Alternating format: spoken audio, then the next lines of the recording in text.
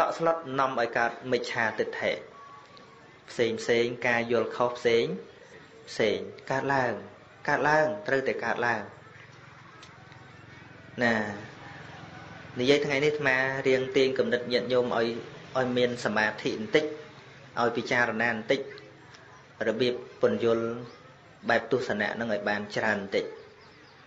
ទស្សនៈនេះមិនមែនទស្សនៈផ្សេងទេគឺទស្សនៈកម្មផលតើតែប្រើគំនិតឲ្យច្រើនជាងជំនឿបន្តិចបានស្ដាប់បានអញ្ចឹងហេតុអីកាលដែលមិនតាន់មានភ័យគាត់អត់បន់ស្រន់ទេក៏អត់បួងសួងទេសុបាយហឺហាដល់តែពេលមានភ័យគេនាំទៅណាក៏បានដែរនាំទៅរកលោកស្រោចទឹកឯណាក៏បានដែរនាំទៅធ្វើស្អីក៏បានដែរជែកអស់ហើយយប់ម្សិលណានំពេញទិញបានទេមួយស្និតឡើង2-3ម៉ឺនប៉ុន្តែមុននឹងភ័យកើតឡើងអ្នកទាំងអស់គ្នានឹងមិនដែលជឿអីទេភាកច្រើនតែដល់តែឃើញទៅបោកប៉ាន់គាត់ជួនភ្លើងឆេះនេះផងមនុស្សនឹងដូចស្អីស្រូបផងអីផងការភ័យខ្លាចជាមួយនឹងមិច្ឆាទិដ្ឋិនឹងក៏ចេញមកហើយណាมันអាចថាមិនឲ្យចេញបានទេហើយមិនដឹងថារស់ស្អីទៅឲ្យត្រឹមត្រូវទេអញ្ចឹងបានជាព្រះសម្មាសម្ពុទ្ធព្រះអង្គប្រដូចមនុស្សដែលមានការភ័យខ្លាចប្រៀបដូចជាមនុស្សដែលចូលទៅក្នុងបន្ទប់មួយដងងងឹតឈឹងมันមានពន្លឺมันដឹងថាត្រូវចាប់យកស្អីទេស្អីក៏ចាប់ដែរពីព្រោះវាអត់ភ្លឺណានៅក្នុងផ្ទៃជីវិតដែលពោពេញដោយភាពងងឹតគឺអវិជ្ជាក្នុងទីនេះគឺអវិជ្ជាមិនដឹងការពិតហេតុរបស់ជីវិតអត់ដឹងចឹងគ្រាន់តែភ័យមកដូចមនុស្សនៅក្នុងទីងងឹតហ្នឹងឲ្យយល់ស្អីក៏មិនដឹងដែរណាព្រោះហេតុដូច្នោះហើយបានជាព្រះសម្មាសម្ពុទ្ធព្រះអង្គឲ្យពិចារណាជារឿយអំពីជីវិតនេះត្រូវវិវត្តទៅយ៉ាងណាពិចារណាពេលណាថាពិចារណាពេលដែលសុខហ្នឹងពេលជួបជុំហ្នឹងឲ្យពិចារណាថាគង់តែបែកពេលរស់ហ្នឹងឲ្យពិចារណាថាគង់តែងាប់ពេលជាហ្នឹងឲ្យពិចារណាថាគង់តែឈឺស្រួលធម្មតាសាមញ្ញរបស់ជីវិតហ្នឹងចឹងណារឿងចម្លែកក្នុងលោកយើងដឹងមិនអស់ទេវានឹងកើតឡើងមានរូបភាពផ្សេងអំពីគ្នាវានឹងកើតឡើងហួសពីការដែលយើងគិតនឹងច្រើនណាស់ប៉ុន្តែសរុបមកអ្វីដែលប្រកបឡើងមិនលើសពីរូបសម្លេងក្លិនរសផោតភៈនិងធម្មអារម្មណ៍ទេរឿងអីក៏ជារឿងធម្មតាដែរនឹងខ្មែរចង់ប្រៀបធៀបរវាងអ្នកមិនជឿអ្វីទាំងអស់និងអ្នកយល់ពីកម្មផលហើយមិនពឹងផ្អែកទៅលើការបន់ស្រន់ដូចគ្នាជាមួយអ្នកអត់ជឿអីទាំងអស់តើខុសគ្នាយ៉ាងម៉េចមកលើករឿងមួយដែលញាតិញោមធ្លាប់ចេះហើយរឿងឧបាសកម្នាក់ដែលគាត់សមាទានសិល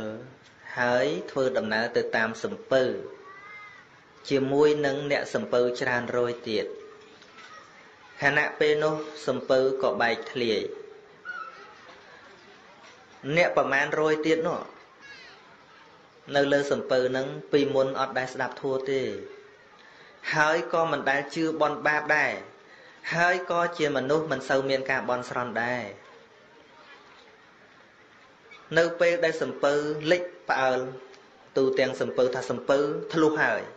ទឹកចូលហើយអ្នកទាំងអស់គ្នានឹងមានតែការជ្រួលច្របល់ស្រែកយំស្រែកហៅទេវតាស្រែកហៅនៅនេះស្រែកហៅនៅនោះព្រះនេះព្រះនោះឲ្យជួយឃើញទេឧបាសកម្នាក់គាត់ទៅតែស្ដាប់ធัวរួចហើយគាត់សមាទានសិលហើយគាត់ទៅតាមសំពៅដែរគាត់ដឹងហេតុការគាត់ឡើងទៅលើហើយគាត់ក៏លេចមើលជុំវិញអត់ឃើញកោះត្រើយសោះគាត់ដឹងថាជីវិតនេះត្រូវអស់ហើយ ចឹងគាត់ចុះមកវិញគាត់មិនបានជ្រួលច្របល់ជាមួយគេទេគាត់អង្គុយយ៉ាងស្ងប់ស្ងៀមពិចារណាមើលសិលរបស់គាត់ការពិចារណាសិលរបស់គាត់នេះមិនមែនបានន័យថាគាត់បន់សុំឲ្យសិលនឹងជួយគាត់ឲ្យរស់រលឹកដល់គុណព្រះពុទ្ធពធព្រះសង្ឃមិនមែនបានន័យថាសូមឲ្យព្រះពុទ្ធពធព្រះសង្ឃមកជួយគាត់ឲ្យរស់អត់ទេគាត់ដឹងថាជីវិតត្រូវស្លាប់ក៏ប៉ុន្តែដោយយល់ហេតុផលនៃធម៌ថាជីវិតមិនមែនត្រូវចប់មួយជាតិទេបើដំណើរមុនពេលអស់ជីវិតនេះទៅដោយការវង្វេងទៅដោយការរន្ធត់ទៅដោយការភ័យខ្លាចអញ្ចឹងបដិសន្ធិក្រោយពីស្លាប់មិនល្អទេគតិមិនល្អទេដូច្នេះគាត់ដឹងថាជីវិតស្លាប់តែគាត់ត្រូវសម្រួលចិត្តគាត់នឹងឲ្យស្លាប់ដោយសន្តិឲ្យស្លាប់ដោយសេចក្តីស្ងប់ជាការរៀបចំសម្រួលដំណើរជីវិតរបស់គាត់ជាលើកចុងក្រោយដើម្បីកុំឲ្យផ្លត់គតិក្នុងកំណើតថ្មីក៏អត់បន់ស្រន់ទេអញ្ចឹងអ្នកអត់បន់ស្រន់មានពីរយ៉ាងញាតិញោមស្ដាប់ទៅយល់ហើយមួយយ៉ាងមនុស្សដែលថាមិនជឿបន់បាបអីទាំងអស់មិនជឿអបិយជំនឿអីទាំងអស់រឿងផ្សេងក៏ប៉ុន្តែគាត់មិនបន់នេះមិនមែនបានន័យថាជាមនុស្សមិច្ឆាទិដ្ឋិទេគាត់យល់ពីកម្មផលពិតប្រាគាត់ក៏អត់បន់ស្រន់ដែរណាចឹងមនុស្សយល់កម្មផលពិតប្រកបមិនបាច់អស់ធូបមកសរសៃក្នុងការបន់ទេវតាទេដោយគាត់ចឹងនៅលើទូកនោះអត់មានធូបមានទៀនទេអត់មានគ្រឿងសក្ការៈទេអត់មានចេកទេគាត់អង្គុយពិចារណាសិលដោយសេចក្តីស្ងប់ស្ងៀមអ្នកទាំងអស់គ្នាដែលអត់មានធម៌ក្នុងខ្លួននោះខំបន់ស្រន់អាទិទេពនេះអាទិទេពនោះព្រះនេះព្រះនោះឲ្យជួយព្រះឯណាមកជួយព្រះវារវល់ដេកដែរនោះណាបើទោះជាមានទេវតាក៏មិនងាយទេវតាឯណាចេះតែមកមើលយើងគ្រប់ទីកន្លែងនោះដែរបើទេវតារវល់តែមកមើលយើងសួរតែទេវតាបានសុខទេអត់បានសុខទេចឹងអ្នកទាំងអស់គ្នាឃើញអបាសកម្នាក់ដែលគាត់នៅស្ងៀមហ្នឹងក៏មកសួរថាហីគេគ្រប់គ្នានាំគ្នាទួញសោកគេបន់ស្រន់ព្រះនេះព្រះនោះឲ្យជួយចុះលោកមិនក៏នៅស្ងៀមលោកមិនក៏អត់ភ័យលោកមានអ្វីជាទីពឹងឬមែនយើងមានរបស់ពិសេសជាទីពឹងមែនតើស្អីទៅជាទីពឹងរបស់អ្នកគឺសិលរបស់ខ្ញុំដែលខ្ញុំទៅតែសមាទានរួចចឹងបានអ្នកទាំងអស់គ្នានឹងក៏មិនតន់យល់ថាសិលនឹងស្អីដែរក៏សុំឲ្យគាត់នឹងចែកសិលនឹងឲ្យផងណាឲ្យពិចារណាខ្លះពិចារណាតាំងទឹកលេចចូលត្រឹមភ្នែកគោមួយក្រុមទៀតត្រឹមជង្គង់មួយក្រុមទៀតត្រឹមភ្លើមួយក្រុមទៀតត្រឹមចកេះមួយក្រុមទៀតត្រឹមទ្រូងមួយក្រុមទៀតត្រឹមកអស់មនុស្សទាំងអស់ហ្នឹងសំពៅកលិចទៅអ្នកទាំងអស់គ្នាជាប់ពិចារណាសិលជាប់ពិចារណាពុទ្ធគុណធម្មគុណសង្ឃគុណស្លាប់ទាំងអស់គ្នាទៅកាន់ឋានតាវតឹងទាំងអស់គ្នាឃើញទេអញ្ចឹងការដែលពិចារណាធម៌នេះមិនមែនមានន័យថាត្រូវរត់គេចទៅទីកន្លែងណាឲ្យផុតពីសេចក្តីស្លាប់ទេពេលដែលស្លាប់ដែលត្រូវមកដល់ប៉ុន្តែព្រមស្លាប់ទាំងការក្លាហានទាំងការមានទំនុកចិត្តនៅក្នុងខ្លួនឯងបើទោះជាខំភ័យក៏ត្រូវងាប់ញាតិញោមគិតមើលសំពៅហ្នឹងណាសំពៅក្នុងរឿងហ្នឹងបើទោះជាខំភ័យខំស្រែកខំអង្វរក៏នៅតែត្រូវស្លាប់អញ្ចឹងការដែលត្រូវគឺព្រមស្លាប់ដោយការមិនភ័យខ្លាចនឹងអញ្ចឹងនឹងប្រធោដែលជួយនឹងជួយបានប៉ុណ្ណឹងអត់មានប្រធោនឹងទៅជួយឲ្យយើងផុតងាប់យ៉ាងម៉េចទេបើយើងគិតថាធម៌នឹងជួយឲ្យយើងឈប់ស្លាប់អាហ្នឹងក៏យល់ខុសប្រធោនឹងជួយហើយប៉ុន្តែមិនមែនជួយក្នុងន័យដែលយើងចង់បានទេក្នុងន័យឲ្យយើងមានសេចក្តីសុខផ្លូវចិត្តពីព្រោះការស្លាប់ណាញាតិញោមមិនមែនស្លាប់តែមួយជាតិឯណាស្លាប់នឹងស្លាប់ច្រើនណាស់ហើយយើងមិនព្រមស្លាប់វាមិនសមពីព្រោះយើងធ្លាប់តែសន្សំកម្មដែលនាំឲ្យរស់តឡៃងាប់យើងថាពធបង្រៀនឲ្យព្រមស្លាប់ប៉ុន្តែយើងមិនព្រមចង់ស្លាប់តែពេលដែលធ្វើបុណ្យមិនចង់ប្រាថ្នាកន្លែងអត់ងាប់ទេប្រាថ្នាកន្លែងងាប់មនុស្សដោយច្រើនសត្វលោកដោយច្រើនប្រាថ្នាតែកន្លែងស្លាប់ ដល់តែស្លាប់មកដល់គឺភ័យខ្លាចសេចក្តីស្លាប់ឧទាហរណ៍ញាតិញោមធ្វើទានចង់ទៅកើតជាអ្នកមានណា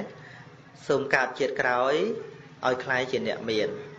សួរថាអ្នកមាននឹងងាប់ទេងាប់ទៀតទេធ្វើបុណ្យជាតិក្រោយឲ្យកើតជាទេវតាជាទេវតានឹងងាប់ទៀតទេបើនៅតែប្រាថ្នាសម្បត្តិក្នុងខុបអានឹងវាទល់តែយើងហ៊ានប្រឈមមុខជាមួយនឹងងាប់ពីព្រោះកើតជាគូនឹងងាប់មិនចឹងហ៎ចេះណាស់ប្រាថ្នាសូមឲ្យកើតជាតិណាសូមមានភក្ត្រាស្រស់ប្រំប្រៃនឹងសូមឲ្យមានរូបល្អរូបល្អនឹងសម្រាប់តែចាស់នោះកើតជាតិណាសូមកុំឲ្យឈឺមិនឈឺនឹងគង់តែឈឺញាតិញោមធ្លាប់អត់ឈឺទេធ្លាប់អត់ឈឺទេពីមុនពីក្មេងអីធ្លាប់អត់ឈឺទេធ្លាប់ជាទេធ្លាប់ប៉ុន្តែជាតណាអស់ទៅមិនក៏នៅតែឈឺក្បាលជង្គង់ហ្នឹងថាជានឹងវាបានហើយប៉ុន្តែជារបស់ដែលមិនថិតថេរមិនគង់វង្សទេណានឹងគ្រាន់តែលើករឿងមកវិភាគនេះគ្រាន់តែថាឲ្យញាតិញោមយើងល្មមហើយញាតិញោមឧបាសកឧបាសិកាល្មមឈប់ផ្អើលដោយសារចេកអំពៅទៀតទៅល្មមឈប់ផ្អើលទៅបូជាឈាមទៀតទៅគេផ្អើលថាឲ្យសែនឈាមជាមួយនឹងម្រះព្រៅខ្លះទៅរត់ទិញឈាមអត់បានមកវិញសម្រាប់មន់យកឈាម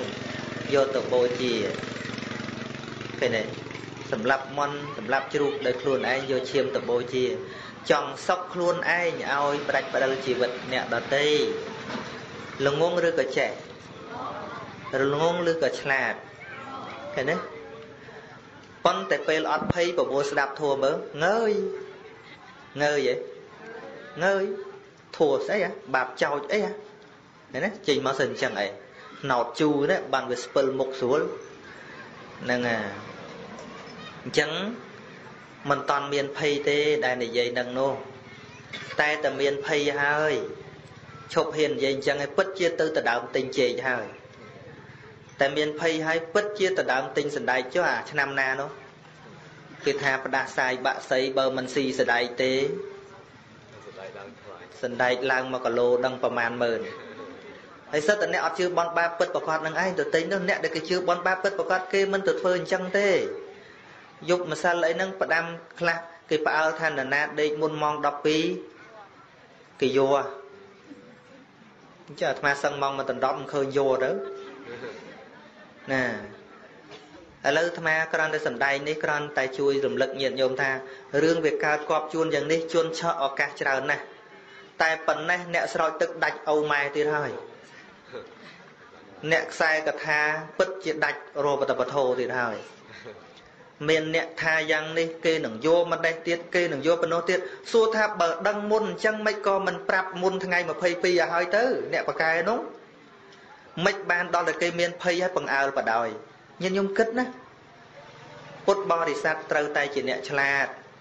ដល់តែមានហេតុអញ្ចឹងគប់ជួនអញ្ចឹងតាំងនាំគ្នាបកើតណាអូបើមិនធ្វើអញ្ចេះគេយកគ្រប់1000អូបើមិនធ្វើចេះគេយកមកចំហៀងនគរមុននឹង1ម៉ោងមិនក៏រួមនាំគ្នាប្រាប់បើដឹងច្បាស់អញ្ចឹងណែកុំទៅកន្លែងស្ពានពេជ្រណាប្រយ័ត្នងាប់ប្រាប់អញ្ចឹងហើយមកវាគ្មានរឿងទេដល់តែមានរឿងគប់ជួននាំគ្នាបង្អើលណាសូមផ្ដាំអ្នកបង្អើលនឹងផងមានខួរក្បាលគិតផងអាត្មាមិនស្ដាយលុយ10000 20000ដែលជែកឡើងថ្លៃទេញាតិញោមចង់ឡើងមកស្និត2000000ក៏ដោយចុះអាត្មាមិនស្ដាយទេលុយប៉ុណ្ណឹងតែស្ដាយគំនិតដែលយើងវាឆោតណាស្ដាយគំនិតដែលគេបោកបាននេះបាត់ជំហរខ្លួនឯងជាពុទ្ធបរិស័ទឯណាទៅថាកម្មផលឯណាទៅកម្មល្អឲ្យល្អកម្មអាក្រក់ឲ្យអាក្រក់បោះចោលខ្ទេចទៅដើមគ្នាទិញជែកឲ្យបញ្ញាយលក់មិនអស់វាល្អដែរវាចំណេញអ្នកលក់ដែរវាមិនខាតអីទេចំណេញទៅអ្នកលក់វាតិចណាស់ប៉ុន្តែអ្វីដែលយើងបាត់គឺបាត់សមាទិដ្ឋិបាត់ឧត្តមកតេជាពុទ្ធបរិស័ទឥឡូវបើហួសក៏ហួសទៅញាតិញោមណាសែនហើយក៏សែនហើយទៅមិនបាច់ខឹងអាត្មាទេតែរឿងនឹងចេញមកផ្លែកទៀតយកម្សិលគេឲ្យសែនត្រឹមតែជែកយប់មិញគេឲ្យសែនឈាមជាមួយម្រះព្រៅ ឥឡូវចេញថាឲ្យខ្សែផ្លែឈើគ្រប់មុខទៀតចុះស្អែកឡើងគេចេញអីទៀតហើយញាតិញោមរត់តាមរបបសង្គមនឹងរត់តាមតន់ទេបើអញ្ចឹងណាតែបើជាអ្នកយល់កម្មផលពិតប្រាកដអង្គុយឲ្យស្ងៀមទៅពិចារណាឲ្យស្ងៀមទៅអត់មានចង្រៃអីទេប្រសិនបើអត់មានបាបកម្មអីនោះណាស្ដាប់ធម៌គឺដើម្បីចំណេញចំណុចហ្នឹងណាញាតិញោមណាគឺជឿច្បាស់លាស់ញាតិញោមដេកស្រួលសុខស្រួលជាមួយក្រុមគ្រួសារណាសុខស្រួលជាមួយនឹងសិលជាមួយនឹងសមាធិរឿងស្លាប់ព្រះអង្គមិនអោយព្រួយពេកទេព្រួយសំខាន់គឺយើងអត់មានសិលនៅក្នុងខ្លួនព្រួយមែនទេយើងអត់មានធម៌នៅក្នុងខ្លួនណាដោយបកាថាមួយព្រះអង្គក្នុងប្រសូតមួយក្នុងបៃដកលេខ16ព្រះអង្គសម្ដែងថាម៉េចណែភិក្ខុទាំងឡាយបើមានវិធីមួយអ្នកទាំងឡាយឲ្យគេចាក់មួយថ្ងៃ300លំពេងចាក់យ៉ាងនេះ100ឆ្នាំចាក់រួចហើយស្លាប់ហើយបានដល់ទៅពៀនអ្នកឲ្យគេចាក់ទៅអញ្ចឹងសេចក្តីស្លាប់មិនមែនជាឧបសគ្គពិតប្រាកដសម្រាប់សង្សារវដ្តនេះទេអ្វីដែលជាឧបសគ្គអ្វីដែលជាចង្រៃនៅក្នុងដំណើរក្នុងសង្សារវដ្តគឺបាបអកុសលនៅក្នុងចិត្តពីព្រោះសេចក្តីស្លាប់មិនមែនជាហេតុឲ្យធ្លាក់នរកទេអរិយបុគ្គលក៏ស្លាប់ដែរតែសេចក្តីស្លាប់របស់លោកមិនមែនជាហេតុនាំឲ្យធ្លាក់នរកទេអ្វីដែលជាហេតុនាំឲ្យធ្លាក់នរកអ្វីដែលជាហេតុនាំឲ្យទទួលទរណកម្មគឺបាបអកុសលនៅក្នុងចិត្តយល់ទេហ្នឹងហើយគ្រាន់តែស្លាប់មិនមែនជាហេតុនាំឲ្យធ្លាក់នរកទេស្លាប់គ្រាន់តែជាការបញ្ចប់ជីវិតក្នុងជាតិមួយតែប៉ុណ្ណោះណាដូចគ្នានឹងយើងផ្លាស់ប្ដូរផ្ទះចឹងមនុស្សយើងមិនប្រកាសតែធ្លាក់ខ្លួនក្រដោយសារគ្រាន់តែដូរផ្ទះទេប្រសិនបើគាត់ដូរផ្ទះជាមួយនឹងគាត់មានលុយពេញហោប៉ៅនៅក្នុងខ្លួនគាត់នឹងសាងផ្ទះថ្មីបានល្អជាងផ្ទះមុនដូចជាការឡើងពីផ្ទះស្បូវមកកាន់ផ្ទះថ្មភ័យទេចឹងភ័យទេចឹងហ្នឹងហើយដូចពេលដែលយើងមានលុយគ្រប់គ្រាន់គេថាឈប់នៅផ្ទះស្បូវហ្នឹងទៅនៅផ្ទះថ្មម្ដងមានភ័យខ្លាចបាត់ផ្ទះស្បូវហ្នឹងឯងអត់ទេអ្នកមានបុណ្យក្នុងខ្លួនហ្នឹងអញ្ចឹងនៅពេលសេចក្តីស្លាប់មកដល់លោកឃើញអញ្ចឹងអ្វីដែលជាបុណ្យកំណប់ទ្របមាននៅក្នុងខ្លួននេះស្លាប់មកដល់ដូចជាដូរផ្ទះថ្មីប៉ុណ្ណឹងចុះប្រសិនបើយើងមានផ្ទះកញ្ចាស់ហ្នឹងហើយត្រូវចាស់ចេញពីហ្នឹងទាំងអត់មានលុយមួយរៀលអានោះទៅជាការភ័យខ្លាចពីព្រោះអស់ពីផ្ទះចាស់ហ្នឹងទៅពិតជាដេកតាមចិញ្ចើមថ្នល់អាហ្នឹងយើងមិនអាចព្រមចេញទេនឹងជាការភ័យខ្លាចមែនណាប៉ុន្តែបើយើងមានលុយនៅក្នុងខ្លួនចុះចេញពីផ្ទះចាស់នឹងបានតែក្រោយមកយើងសាងផ្ទះថ្មីអត់មានភ័យខ្លាចទេដូចញាតិញោមលក់ផ្ទះចាស់ចោលអញ្ចឹងហើយទៅនៅផ្ទះថ្មីអត់មានភ័យទេអត់មានស្ដាយទៀតពីព្រោះដឹងថាយើងបានយកចំណេញពីផ្ទះនឹងហើយបានដូរជាលុយហើយមកតាមខ្លួនយ៉ាងណាមិញអ្នកដែលមានសេចក្តីល្អនៅក្នុងចិត្តអំពើល្អដោយកាយច្រើនអំពើល្អដោយវាចាច្រើនអំពើល្អដោយចិត្តច្រើននៅពេលដែលលះបង់នៅកាយនេះហើយបដិសន្ធិនៅក្នុងភពកំណើតថ្មីมันមានសេចក្តីតក់ស្លុតដោយសារឃើញថាអ្វីដែលជាដើមទុនសម្រាប់សាងអត្តភាពថ្មីមានគ្រប់គ្រាន់នោះទើបអ្នកមានបុណ្យនឹងមិនភ័យមិនខ្លាចជាមួយសេចក្តីស្លាប់ទីនិយាយចឹងអាត្មាដូចក្លាហានណាស់ជាមួយងាប់ហ្នឹងលោកឯងចង់ងាប់ណាស់និយាយចឹងមិនចង់ទេតែជារឿងដែលកិច្ចមិនបានដូចគ្នារឿងដែលត្រូវទៅដូចគ្នាអញ្ចឹងវាមានប្រៀបរវាងអ្នកមានធម៌និងអ្នកអត់ធម៌គ្រាន់តែមួយវាមិនចេះតែភ្ញាក់ផ្អើលផ្ដេសផ្ដាស់តែប៉ុណ្្នឹងឯងណាទុកលំបាករបស់យើងគ្រប់គ្នាជាមួយនឹងការរស់ស៊ីទទួលទាននឹងវាមានហើយអ្នកនៅអាព្រួយបារម្ភភ័យខ្លាចជាមួយនឹងរឿងផ្សេងវាកើតឡើងនៅដេកមិនលក់គ្នាច្រើនណាស់ហ្នឹងភ័យខ្លាចច្រើនអូអញ្ចឹងទេអូអញ្ចឹងទេ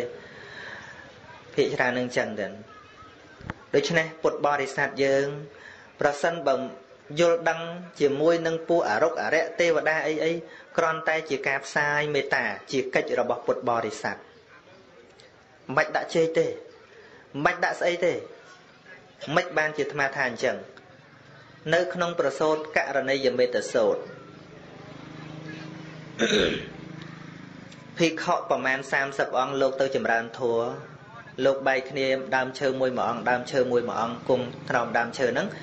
ពួករុក្ខទេវតាទាំងឡាយហ្នឹងវាមិនអាចនៅលើដើមឈើបានពីព្រោះលោកជាអ្នកមានសិលអញ្ចឹងត្រូវពួរកូនចុះឲ្យតែឃើញលោកទៅបើកាលណានៅលើអ្នកមានសិលត្រូវបែកក្បាលជា7ភាគហ្នឹងពួកទេវតាណារុក្ខទេវតាហ្នឹងដល់ទៅចិត្តចូលប្រវសាក៏គិតគ្នាថាលោកអស់នេះបែបនៅហ្នឹងបើលោកនៅហ្នឹងពិតជាយើងមិនបាននៅលើលំនៅឋានទេអញ្ចឹងត្រូវធ្វើយ៉ាងម៉េចឲ្យលោកចេញពីហ្នឹងអញ្ចឹងក៏និមិត្តធ្វើជាយ៉ាងនេះយ៉ាងនោះយើងហៅថាខ្មោចលងនោះខ្លះទៅធ្វើក្បាលធំលឿនដាតខ្លះទៅធ្វើខ្មោចហើមស្អុយខ្លះទៅធ្វើសំលេងខ្លាំងយើងហៅថាខ្មោចលងតាមពិតពួករុក្ខទេវតាអីហ្នឹងដែលវាមិនពេញចិត្តយើងវាធ្វើលោកជុំគ្នាលោកប្រាប់ទៅមិនបានទេលឺនេះលឺនោះឃើញនេះឃើញនោះអញ្ចឹងទៅក៏នាំគ្នាចេញពីហ្នឹងទៅជួបព្រះសម្មាសម្ពុទ្ធប្រាប់ព្រះអង្គទៅព្រះអង្គថាម៉េចបានជានាំគ្នាមកវិញថានៅមិនបានដោយសារអមនុស្សធ្វើបាបព្រះអង្គថាមកពីអ្នកទាំងឡាយមិនយកគ្រឿងការពារខ្លួនទៅមិនយកអាវុធសម្រាប់ការពារខ្លួនទៅអ្នកទាំងឡាយបរាជ័យអ្នកទៅកន្លែងដដែលវិញចោះកុំទៅរកកន្លែងណាផ្សេងទៀតអញ្ចឹងឧបទ្រពចង្រៃមិនមែនត្រូវការរត់ចោលទេញាតិញោមមិនមែនគ្រាន់តែថាផ្ទះកន្លែងហ្នឹងវាមានចង្រៃត្រូវផ្លាស់ទីលំនៅនោះគឺជាភាពល្ងងខ្លៅពីព្រោះចង្រៃអ្វីក៏សុទ្ធតែអាចដោះស្រាយបានជមើលណាខ្មោចលងទាំងអស់ហ្នឹងព្រះអង្គឲ្យទៅកន្លែងហ្នឹងវិញតែព្រះអង្គឲ្យយកអាវុធទៅអត់បានឲ្យយកជែកទៅទេព្រះអង្គបានបង្រៀនអំពីការផ្សាយមេត្តាការផ្សាយមេត្តាមេតញ្ចសัพពលោកាស្មឹងមានសម្ភាវយៈបរមាណហ្នឹងគឺថាបុគ្គលនឹងក៏បីផ្សាយមេត្តាចិត្តចំពោះសត្វទាំងអស់តូចក្តីធំក្តីគ្រប់ទិសទាំងពួងទិសលើទិសក្រោមទិសកណ្ដាលទិសឆ្វេងស្ដាំមុខក្រោយអីទាំងអស់សូមឲ្យអ្នកទាំងឡាយនឹងរស់នៅជាសុខកុំឲ្យមានទុក្ខកុំឲ្យមានការព្យាបាទសូមអ្នកទាំងឡាយរស់នៅដោយសុខសេរីភាពយើងក៏ចង់បានសុខអ្នកទាំងអស់គ្នាក៏ចង់បានសុខសូមឲ្យអ្នកទាំងឡាយរស់នៅដោយមិនមានពៀសូមឲ្យអ្នកទាំងឡាយជាសត្រូវក្តីមិនជាសត្រូវក្តីនឹងរស់នៅជាសុខសប្បាយជាមួយកូនចៅជាមួយក្រុមញាតិការផ្សាយមេត្តានឹងដោយចិត្តដោយពោលពាក្យវាចាហើយជាមួយនឹងចិត្តមេត្តាដល់តែលោកផ្សាយមេត្តាឲ្យសត្វទាំងអស់ដែលនៅចិត្តនឹងបានសុខអញ្ចឹងពពួកទេវតានាំគ្នាប្រជុំគ្នាយើងធ្វើបាបលោកប៉ុណ្ណឹងហើយលោកនៅឲ្យយើងបានសុខទៀតណោះយើងធ្វើបាបលោកដូចជាមិនសមសោះនាំគ្នាចេញរូបពិតមែនទេមកថ្វាយបង្គំសុំខមាទោសលោកជួយបម្រើលោកទៀតខ្លះទៅដងទឹកខ្លះជួយបោសឈប់លងចេញជាទេវតាមែនមកបម្រើលោកដោយសារអីដោយសារបតីលោកល្អឃើញទេនឹកឃើញថាយើងខំធ្វើបាបលោកប៉ុណ្ណឹងហើយតែលោកនៅតែឲ្យយើងសុខទៀតលោកអត់ខឹងយើងសោះនេះយើងនេះវាអត់ខួរពេកយើងហ្នឹងទេវតាតែឈ្មោះប៉ុន្តែចិត្តវាអត់ទេវតាសោះបានសុំខមាទោសលោកជួយបម្រើលោកទៀតអត់អស់ជែកមួយស្និតទេគឺបានផ្ដល់នៅសេចក្តីសុខត្រជាក់ចិត្តដល់គេមនុស្សជុំវិញខ្លួនយើងក៏ដូចគ្នាដែរបើយើងធ្វើបាបគេឲ្យគេជែកគេមួយស្និតគេមិនព្រមទេវាយក្បាលគេឲ្យជែកគេមួយស្និតគេមិនព្រមទេវាយក្បាលគេឲ្យគេ$100ក៏គេមិនព្រមដែរតែប្រសិនបើយើងសម្ដែងពីចិត្តល្អមានមេត្តាមិនរំកិលដបងចូលផ្ទះគេ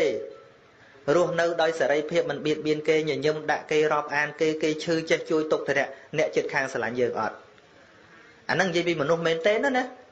យ៉ាងណាអមនុស្សឧបទ្រពចង្រៃនឹងក៏ដូចគ្នាដែរទៅទីកន្លែងណាព្រះពុទ្ធឲ្យយកអាវុធពិសេសគឺការចម្រើនមេត្តាឲ្យសពសត្វទាំងអស់នឹងបានសេចក្តីសុខកាលណាយើងឲ្យសុខទៅគេក៏ឲ្យសុខយើងអញ្ចឹង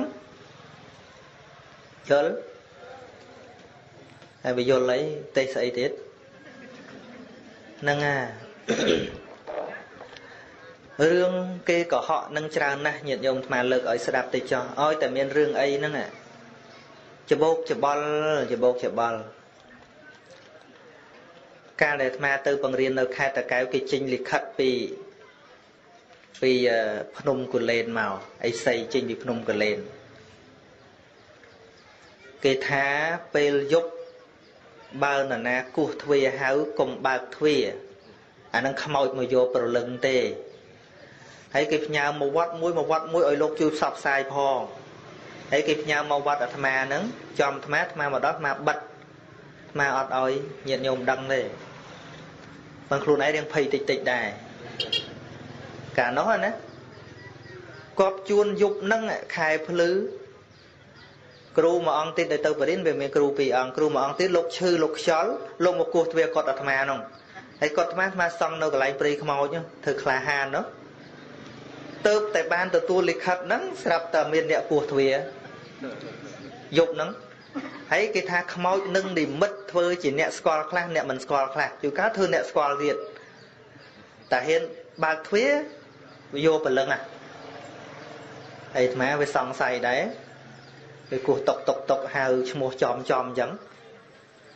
ដល់អញ្ចឹងទៅភ័យអីមិនចេះមកឈួរក្បែរទ្វារមកសតុះ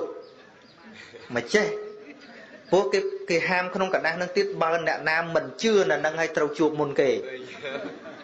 ណែគេដាក់ចឹងទៀតណាហើយបើឃើញកណ្ដាស់នឹងហើយមិនបានអូសហ្វូតូចែកឲ្យបាន7ទៅ10សន្លឹកទេក៏ជួបគ្រោះថ្នាក់ដែរអញ្ចឹងហើយបានអាការបំផិតបំភ័យនឹងវាលឿនណាដោយសារការប្រើការបំភ័យអញ្ចឹងតែមកធ្លាប់លឺចាស់តែខ្មោចបើសិនខ្មោចអត់មានជើងទេឲ្យអូនមើលជើងសិនស្មាអូនមើលជើងមើលជើងឃើញបើកទ្វារទៅលោកខ្យល់មែនហ្នឹងក៏ខ្យល់លុយលោកទៅហ្នឹងឃើញទេហើយបើមិនព្រមបើកលោកខ្យល់ងាប់ហើយថ្ងៃហ្នឹងតាមពិតជាចំណុចដែលពួកចៅអ្នកធ្វើការនោះបាត់គោក្របីអស់ធឹកប្រហែលថ្ងៃហ្នឹងចៅវាទៅលួចដោយស្រួលទៅដល់គោះទ្វារហៅម្ចាស់អត់ហ៊ានចេញអានោះចុះទៅវិញដឹកគោទៅបាត់ណែដើរគោះទ្វារឲ្យបានដឹកគោដើរគោះទ្វារឲ្យបានដឹកគោស្រួលទេចឹងយើងនៅល្ងងច្រើនឬក៏ឆ្លាតច្រើនអីសីនឹងល្មមឈប់ជឿទៅហ្នឹងហើយញាតិញោមអាត្មាសំដែងនេះមិនមែនសំដែងយ៉ាងម៉េចទេមកពីអាណិតពេកហើយអាណិតឲ្យចង់ទៅវាយថែមទៀតហ្នឹងវាល្ងងពេកហ្នឹងអាណិតឲ្យបាននិយាយហ្នឹងឲ្យអ្នកកុហកហ្នឹងគេកុហកហើយគេទៅសើចអាត្មាទៅស្ទងមានក្រុមគេស្លៀកពាក់សធ្វើតបោះមកចងបោះប៉ុន្តែតាមពិតសិតតែអ្នកក្រុមលួចកបោកនឹងអាត្មាដឹងពីប៉ូលីសគាត់មកនិយាយប្រាប់គាត់ថាបើនិគុណទៅទេសអីសូមមេត្តាជួយទេសធัวប៉ូលីសផងគាត់ប្រាប់អញ្ចឹងអ្នកលួចកបោកច្រើនទៅអង្គុយស្ដាប់ធัวសូមមេត្តាដាក់កបោកពីមុខកុំដាក់ពីក្រោយហើយជាបន្ទោសប៉ូលីសជួយមើលប៉ូលីសណាអ្នកដែលចងបោះចេញមកគេតាំងខ្លួនជាអីសីហ្នឹងវាមកមាន4-10នាក់ពេលអាកន្លែងមនុស្សច្រើនហ្នឹងគេចងបោះតែមានសេរីសួស្ដីអញ្ចឹងនៅពេលដែលយើងលូកដៃឲ្យគេចងចេះហើយអាម្នាក់ទៀតវាមកពិតខ្លួនយើងចេះអាម្នាក់ទៀតលួចកបោពីក្រោយយើងកន្លែងលូកដៃឲ្យគេចងបោះអាម្នាក់ទៀតវាមកពិតដៃយើងពីខាងនេះម្នាក់ទៀតយកកបោពីក្រោយអញ្ចឹងអស់កបោរាប់រយហើយប៉ូលីសនោះគាត់ឃើញគាត់តាមមើលចេញទៅពីហ្នឹងទៅចែកលុយគ្នាក្នុងក្រោយវត្តហ្នឹងអីសីហ្នឹងដែរមានច្រើនណាស់រូបភាពច្រើនណាស់ចេញមកគ្រាន់តែប្រាប់ប៉ុណ្ណេះឲ្យញាតិញោមដឹងពីរឿងកម្មផលទៅបើយើងអត់មានបាបទេមិនមានបាបទេដុតក៏មិនងាប់ទៀតណាឧទាហរណ៍ដូចជាសង្កច្ចសាមណេរឃើញទេសង្កច្ចសាមណេរម្ដាយស្លាប់ពេលដែលចិត្តប្រសូតហ្នឹងប្រសូតអត់រួចម្ដាយស្លាប់ដល់តែម្ដាយស្លាប់គេយកទៅដុតដល់ទៅដុតឆេះតែម្ដាយអាម្ដុំពោះហ្នឹងវាអត់ឆេះ